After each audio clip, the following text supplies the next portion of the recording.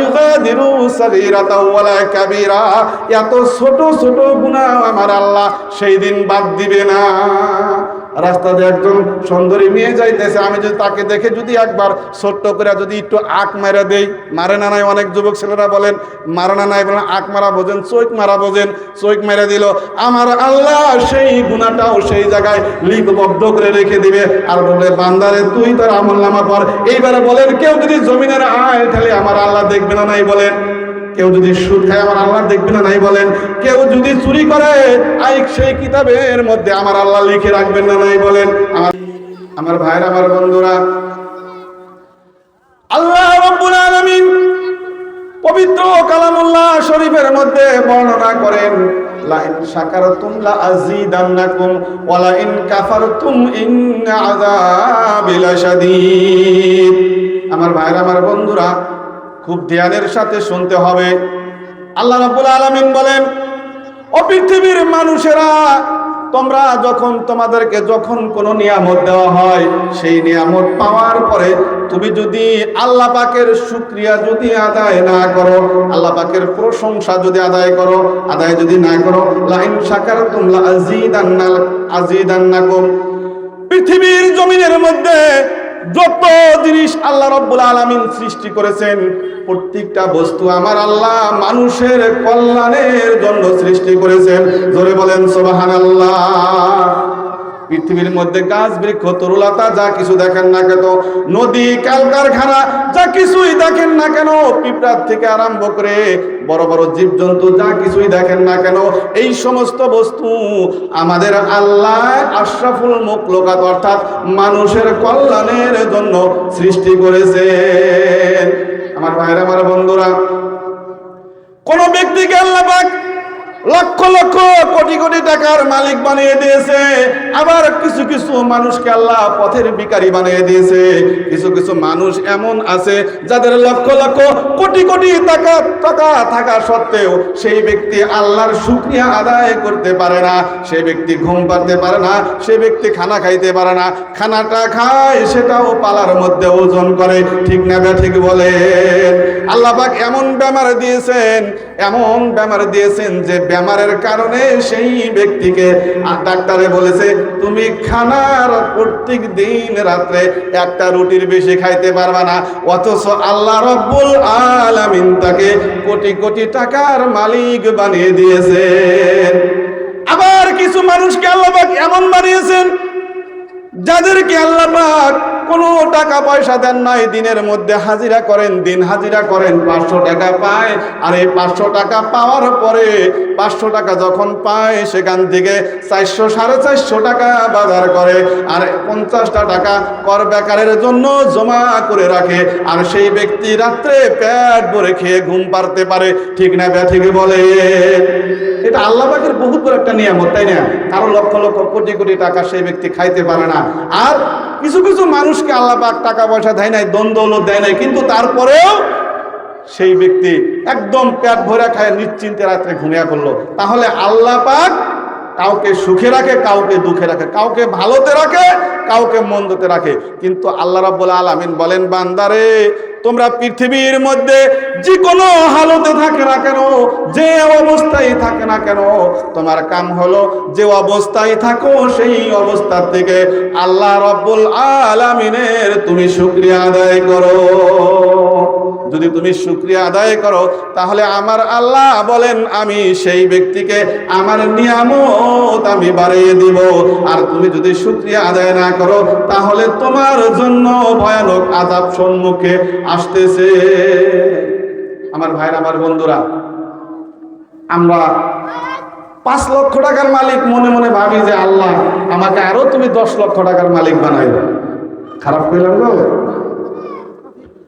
আমার ভাইরা, আমার বন্ধুরা, আমাদের নফসটা বর্তমানে আমরা পৃথিবীর মধ্যে যত মানুষ আছি প্রত্যেকটা মানুষ আমরা আমাদের নফসের তাবেদারি করি। নফস যেটা বলে, আমাদের মন যেটা বলে সেটাই আমরা করার জন্য বাধ্য হয়ে যাই।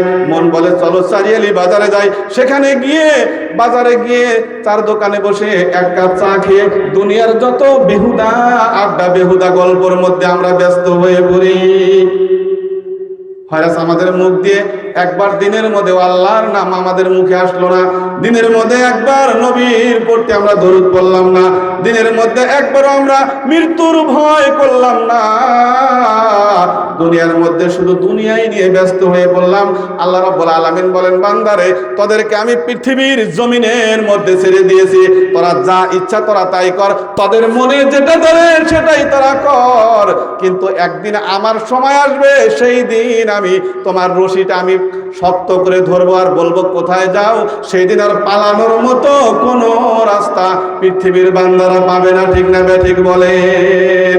লা ইলাহা ইল্লাল্লাহ, লা ইলাহা ইল্লাল্লাহ, লা ইলাহা ইল্লাল্লাহ, লা ইলাহা ইল্লাল্লাহ, লা ইলাহা ইল্লাল্লাহ, লা ইলাহা ইল্লাল্লাহ, লা ইলাহা ইল্লাল্লাহ মুহাম্মাদুর রাসূলুল্লাহ সাল্লাল্লাহু আলাইহি ওয়াসাল্লাম। আমার ভাইরা, আমার বন্ধুরা, আমি বলতেছিলাম আমাদের মা বোন মহিলা যারা আছে তাদেরকে নিয়ে কিছু সংক্ষিপ্ত আলোচনা দেব, আমি সেই দিকেই আমি একবারে যেতেছি। ঠিক না ঠিক বলেন? আমাদের মা বোনরা যদি পর্দানসীন হয়ে যায়, আমাদের মা বোনরা যদি ধার্মিক যদি হয়ে যায়, প্রত্যেকের ঘর থেকে আল্লাহওয়ালা বান্দা হবে। ঠিক না ঠিক? আমার ভাইরা, আমার বন্ধুরা, ওই জন্য আমাদের মা বোন সম্পর্কে আমি সংক্ষিপ্ত কিছু আলোচনা দিব। আমাদের মা বোন যারা প্যান্ডেলে আছেন কান খুলে শুনে নেবেন, জীবনের মতো মনে রাখবেন। হয়তো এমন হতে পারে এই নসিহতটা আপনার জন্য কিয়ামতের দিন নাজাতের জরিয়া হয়ে যাবে। আমার ভাইরা, আমার বন্ধুরা, আল্লাহ রাব্বুল আলামিন বলেন, ওয়াকারনা ফি বুয়ুতিকুন্না ওয়ালা তাবাররুজনা তাবাররুজাল জাহিলিয়াতিল উলা। আমার আল্লাহ বলেন, ও মহিলারা, ও পৃথিবীর মা ও বোনেরা, ও পৃথিবীর নারীরা, তোমরা দুনিয়ার মধ্যে ঘরের মধ্যে অবস্থান করো। ওয়াকারনা ফি বুয়ুতিকুন্না, তোমরা নিজেরা নিজেদের ঘরের মধ্যে অবস্থান করো। ওয়ালা তাবাররুজনা তাবাররুজাল জাহিলিয়াতিল উলা, তোমরা ঘর থেকে কখনোই বাইর হয়ো না আর নিজের সৌন্দর্য পর পুরুষের সামনে জামানায়ে জাহিলিয়তের মতো তোমরা উলঙ্গ হয়ে চলাফেরা করো না। আমাদের মা বোনরা কি বর্তমান ঘরে থাকতে চায়? বলেন, ঘরে থাকতে চায় না। আল্লাহ রাব্বুল আলামিন বলছেন, ও পৃথিবীর মহিলারা রে, তোমরা তোমাদের ঘরের মধ্যে অবস্থান করো।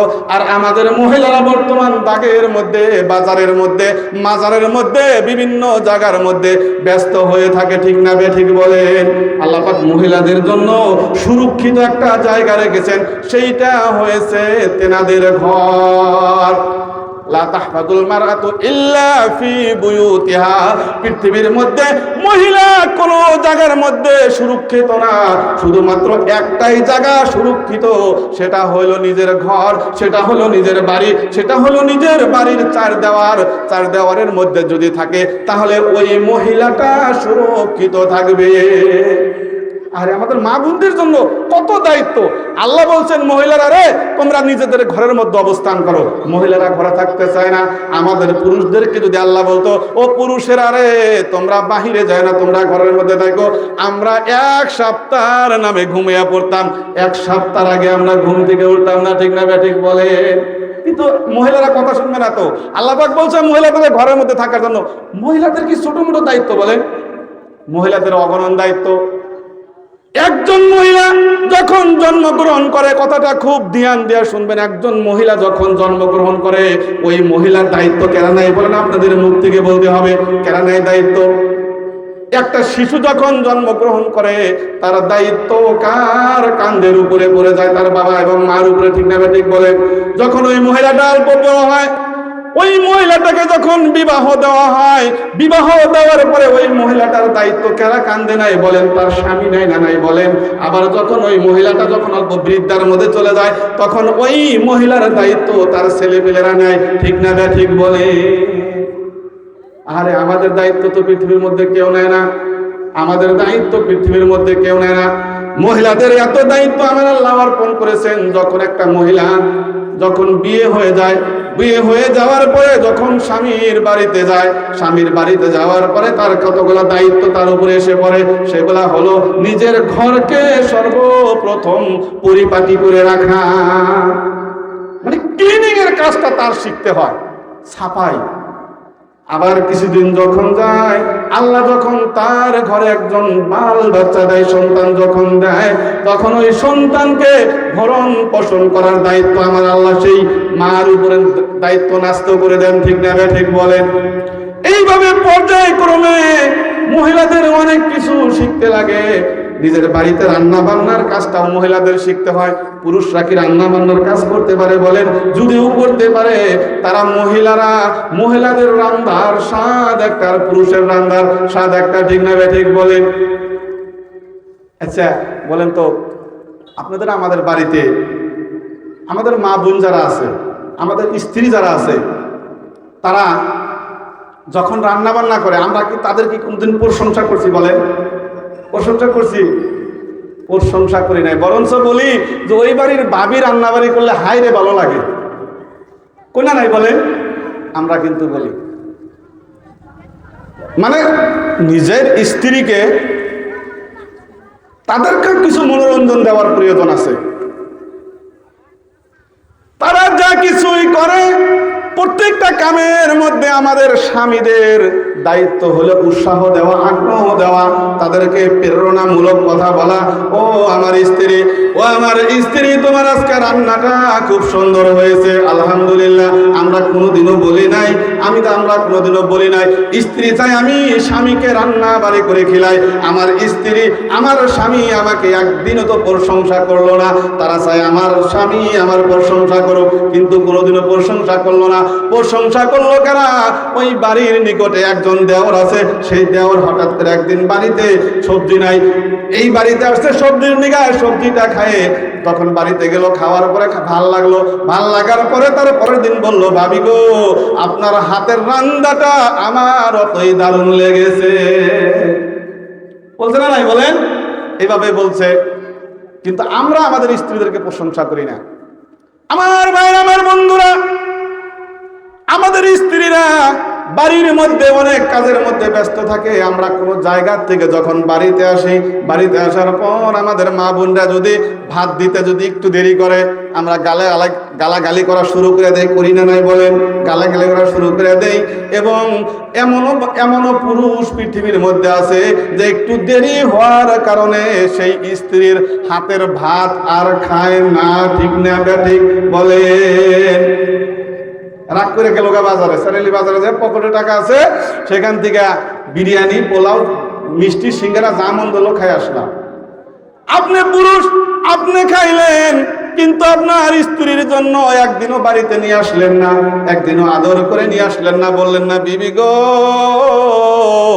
আমি ডেইলি বাজারে সিঙ্গারা খাই, ডেইলি আমি পারোটা খাই, পুরি খাই, আজকে আমিও খাইছি, তোমার জন্য নিয়ে আসছি। জনমের মতো শুধুমাত্র আমরাই খাই। তাহলে আমাদের স্ত্রীরা কেমন করে ভালোবাসবে? এই ভালো না বাসার কারণে নিজের বাড়ির মধ্যে দেখেন এমন একটা সিস্টেম হয়ে যায়, এমন একটা অবস্থা হয়ে যায় যে মহিলারা আর ওই স্বামীকে ভালো লাগে না। ওই মহিলারা আর ওই স্বামীকে ভালো লাগে না, একটু মনোরঞ্জন দেয় না। স্বামীরও মনে চায়, স্ত্রীরও মনে চায়, স্ত্রীর মনে চায় আমার স্বামীটা আমার একটু প্রশংসা করুক। কিন্তু আমরা পুরুষরা এমন হয়েছে যে স্ত্রীর জীবনেও প্রশংসা করবো না। ওই বাড়ির নিকটে ছিল কালাচান, ওই কালাচান ডেইলি বলে, ভাবি আপনার হাতের রান্নাটা অনেক সুন্দর। 10 দিন রান্না খাইতে খাইতে বুররুত করে চলে গেছে। ঠিক না ঠিক বলেন? আমার ভাইরা, আমার বন্ধুরা, বর্তমান জামানার মধ্যে ও মহিলা প্যান্ডেলের মধ্যে আমাদের মা বোন যারা আছেন, খুব ধ্যান দিয়ে শুনবেন, খুব অন্তর দিয়ে শুনবেন আমার এই কথাটা। আমার মা বোন যারা মহিলা প্যান্ডেলে আছেন, আপনাদের জন্যই আমি এই নসিহতটা করতেছি। গত বছর একটা নসিহত করছিলাম, এই বছর আবার মতলা করে সুন্দর একটা নসিহত আপনাদের জন্য আমি নিয়ে আসছি। মহিলা প্যান্ডেলে যারা আছেন ইনশাআল্লাহ খুব ভালো করে শুনবেন। আমার ভাইরা, আমার বন্ধুরা, বর্তমান জামানায় আমাদের আপনাদের এলাকায় এমন আছে না নাই যে দুইটা সন্তান থিয়া, নিজের ছেলে সন্তানকে থিয়া অন্যজনের সাথে হিজরত করে চলে যায়, তার মানে প্রেম প্রীতি খেলায়া আই লাভ ইউ কয়া কয়া চলে যায়, জানে নাই বলেন? কতক্ষণ একটু একবারে ঘুমিয়ে পড়ছেন আপনারা? করে না নাই? প্রেম প্রীতি ভালোবাসা আজকে দুনিয়ার মধ্যে এমন হয়েছে, তিনজন সন্তান আছে তার প্রতি কোনো মহব্বত নাই, এত সুন্দর স্বামী আছে তার প্রতি কোনো মহব্বত নাই, তার প্রতি কোনো ভালোবাসা নাই, সেই স্বামীকে তুইয়া অন্য মহিলার সাথে হিজরত কইরা চইলা যায়। আমার বাবাজিরা রে, আমার পর্দার আড়ালের মহিলারা, আপনাদেরকে উদ্দেশ্য করে বলি, সেটা হলো বর্তমান জামানার মধ্যে কিছু পুরুষ এমন আছে যারা পরকীয়ার মধ্যে ব্যস্ত থাকে। পরকীয়া বুঝেন? এই যে কথাটা কইলাম যে গোপনে গোপনে মানে আলকাত রাখা, গোপনে গোপনে আলকাত রাখা।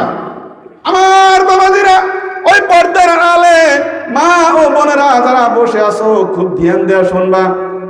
এই পৃথিবীর জমিনের মধ্যে এমন পুরুষ আছে, এমন মেয়ে আছে যাদের ওই ছেলে সন্তানের প্রতি মহব্বত নাই, 15-16 বছর সংসার করেছে, স্বামীর প্রতি মহব্বত নাই, ওই সংসারের প্রতি মহব্বত নাই, এই সমস্ত কাজের মধ্যে লিপ্ত হয় এবং তলে তলে মিসকল খেলায় এমন একটা সময় এমন হয় যে তারা আর বাড়িতে তাদের ভালো লাগে না, এই আগের স্বামী ভালো লাগে না, আগের সংসার ভালো লাগে না, অন্যজনের হাত ধরে পলায়া যায় না নাই বলেন? আমার ভাইরা, আমার বন্ধুরা, এই পরকীয়া এবং গোপনে গোপনে জেনা সম্পর্কে আমি একটা সুন্দর একটা বিষয় আপনাদের সম্পর্কে উপস্থাপন করব। মাত্র দোস্ত বুজুর্গ, বয়স কত হয়েছে? 60 হয়ে গেছে, তারপরেও সুন্দর একটা মেয়ে যদি রাস্তা দিয়ে যায়, মনটা কিরম যেন ধরক বরক করে। মাত্র দোস্ত বুজুর্গ, এমন অবস্থা হয়েছে, আমার নিজের চোখ দিয়ে আমি দেখছি যে 5 সন্তানের মাও মানে অন্যজনের হাত ধরে ভেঙে গেছে। আর এই ভাইগা যাওয়ার কারণ হইল আমাদের পুরুষেরা। আমি আজকে একটা কিতাব মোতালা করতে গিয়ে সেখানে দেখলাম মেয়েরা কেন অন্য ছেলের হাত ধরে পালিয়ে যায়, তার মধ্যে 7টি কারণ উল্লেখ করেছে। আমার ভাইরা, আমার বন্ধুরা, আলোচনা লম্বা হয়ে যাবে, বক্তা হুজুর আইসা গেছে, আমি অল্প সময়ের মধ্যে আমার আলোচনাটা ইতি করে দিব।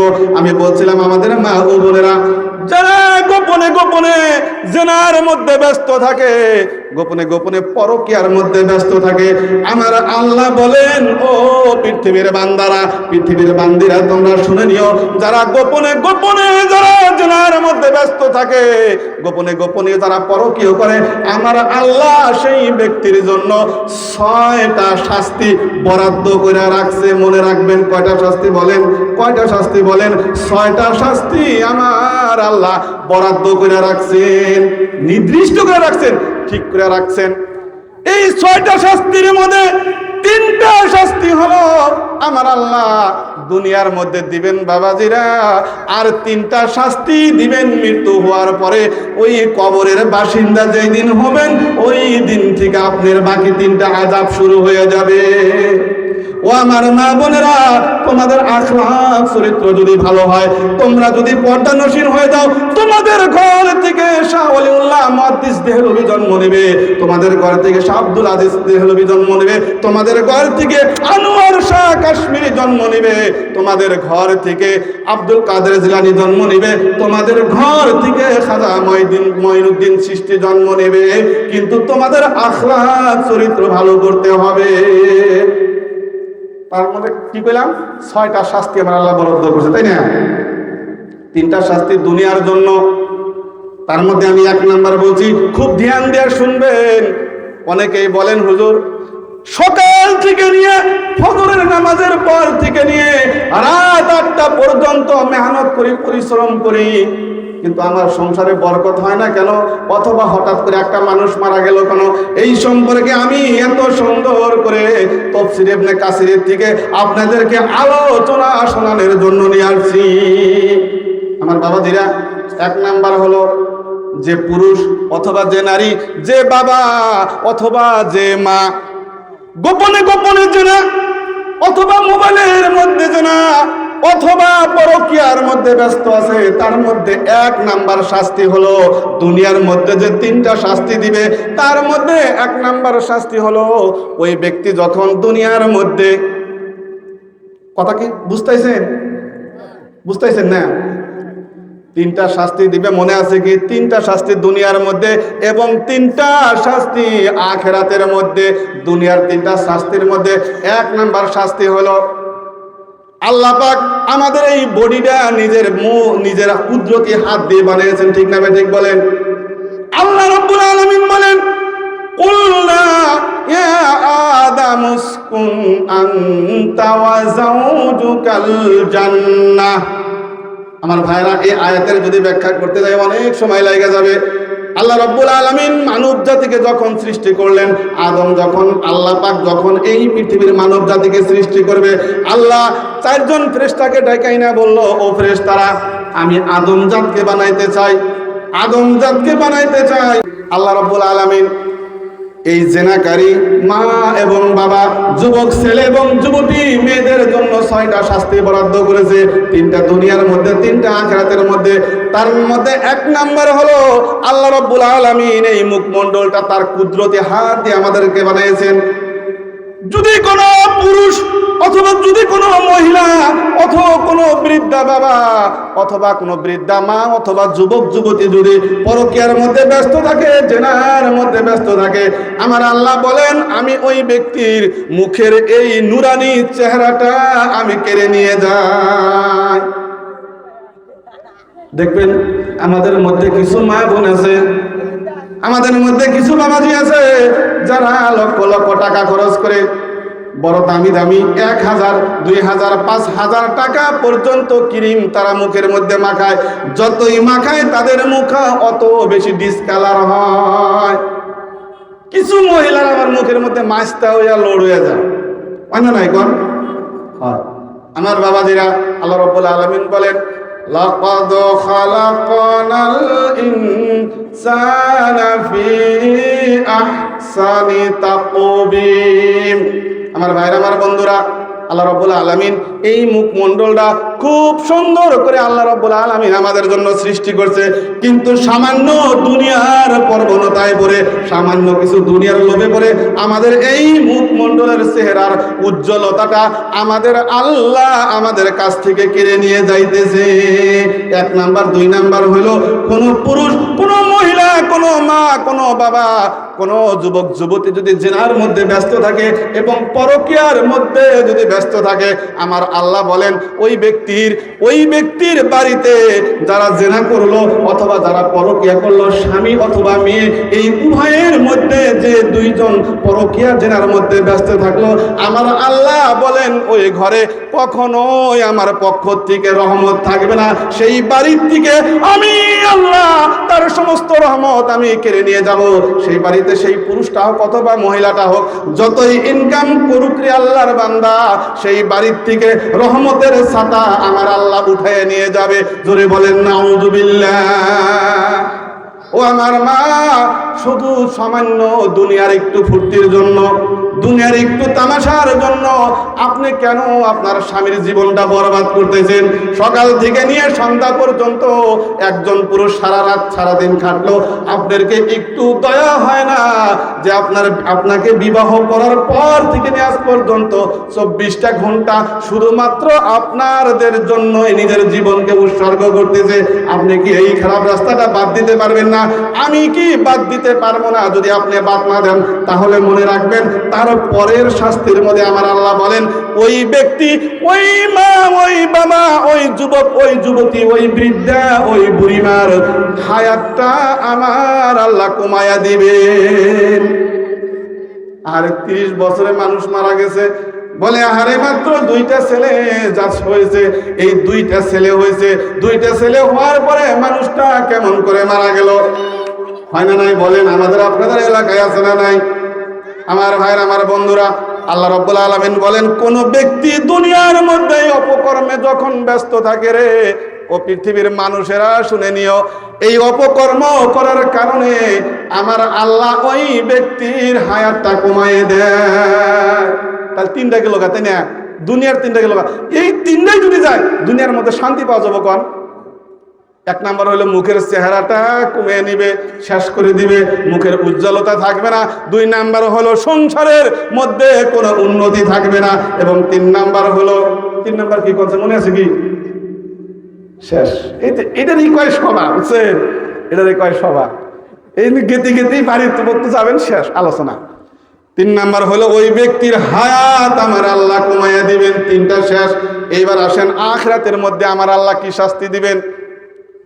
ও নস্করার যারা মা বোন যারা সবার শুনতে আসছো, তোমাদেরকে বলি, আমার যুবক ভাইরা যারা এসেছো তোমাদেরকে বলি, মুরব্বী বাবাজিরা যারা আছেন তাদেরকে উদ্দেশ্য করে বলি, এক নাম্বার হলো আখিরাতের মধ্যে যে তিনটা শাস্তি আমার আল্লাহ দিবেন, তার মধ্যে এক নাম্বার হলো কিয়ামতের দিন আমার আল্লাহ ওই জেনাকারীর দিকে, যে ব্যক্তি জেনা করেছে, যেই ব্যক্তি পরকীয়ার মধ্যে ব্যস্ত থাকছে, আল্লাহ পাক কিয়ামতের দিন তার চেহারার দিকে তাকাবেন না, এই রকম রাগের চোটে অন্য দিকে তাকিয়ে থাকবে। কত খারাপ লাগবো। আল্লাহর রহমত ছাড়া বললে আমরা কেউ জান্নাতে যাইতে পারবো? বলেন, কেউ জান্নাতে যাইতে পারবো না। অতএব আল্লাহ যখন রাগ করে বসে থাকবে, সেই দিন আপনার আমার অবস্থা কি হবে? এক নাম্বার। দুই নাম্বার আমার আল্লাহ ডেকে বলেন, দুই নাম্বার বলেন, কিয়ামতের দিন আমার আল্লাহ রব্বুল আলামিন ওই জেনাকারী ব্যক্তিকে ডেকে ডেকে বলবে, ওই অমুকের ছেলে অমুক, তুমি আসছো নাকি? বলে তুমি এদিকে আসো। যখন নিকটে আসবে, আল্লাহর নিকটে যখন আসবে, ওই ব্যক্তির সম্মুখে তার আমলনামাটা বাইর করে দিবে, বলবে, ও জেনাকারী, ও বেবিচারি করনেওয়ালা, এই যে তোমার আমলনামা আমি তোমার হাতে তুলে দিলাম, তুমি তোমার আমলনামাটা লক্ষ লক্ষ কোটি কোটি মানুষের সম্মুখে তুমি পড়ে দাও।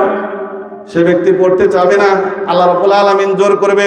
যখন এই আমলনামাটা হাতে যখন নিবে, সেখানে এই আমলনামাটা দেখে বলবে, মালি হাজাল কিতাব, এটা কেমন কিতাব গো?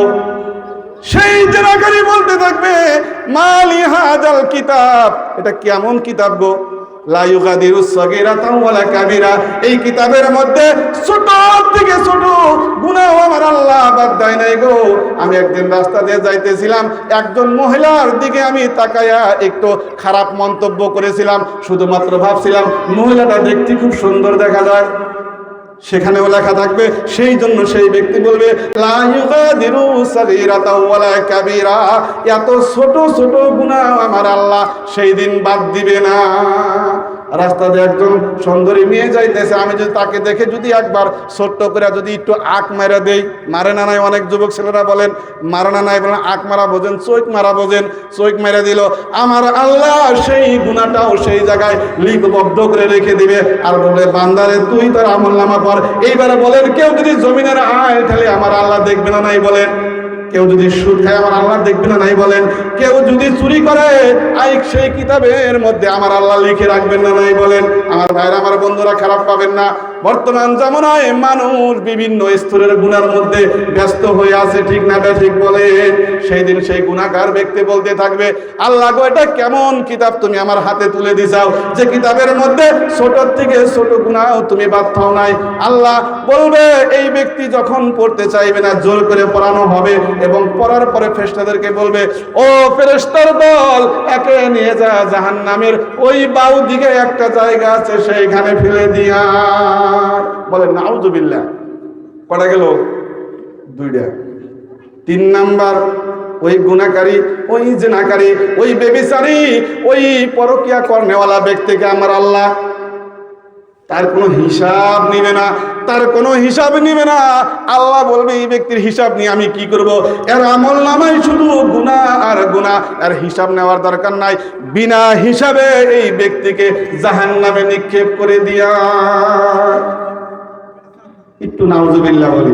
আমার বাবাজিরা, আমার বন্ধুরা, ও পর্দার আড়ালের মা ও বোনেরা, আপনাদের দুইটা পাও ধরে আমি অনুরোধ করে, স্বামীর যতটুক সম্পদ আছে সেই সম্পদের উপরে আপনি রাজি থাকেন। স্বামীর যতটুক সংসারের মধ্যে আয় উন্নতি আছে তার উপরে আপনি রাজি থাকেন। স্বামীর যে অবস্থায় আছে না কেন সেই অবস্থায় আপনি রাজি থাকেন।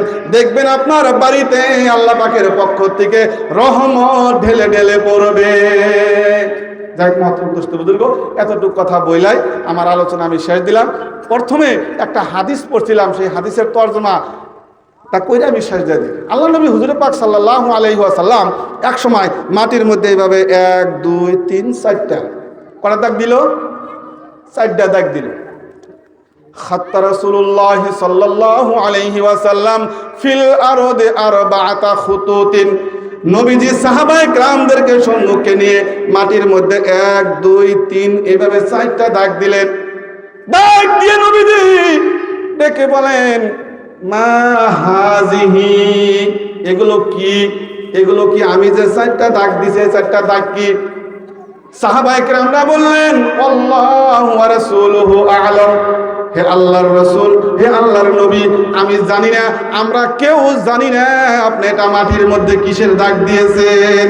আমার নবী বলেন, আফজালুন নিসাই আহলিল জান্নাহ। এই যে আমি মাটির মধ্যে 1 2 3 4টা মাটির মধ্যে দাগ দিয়েছি, দাগ দিয়েছি, দাগ দিয়েছি, এই 4টা দাগ মানে 4জন ইসলামের মধ্যে জলিলুল কদর নারীকে বোঝানো হয়েছে। জোরে বলেন সুবহানাল্লাহ।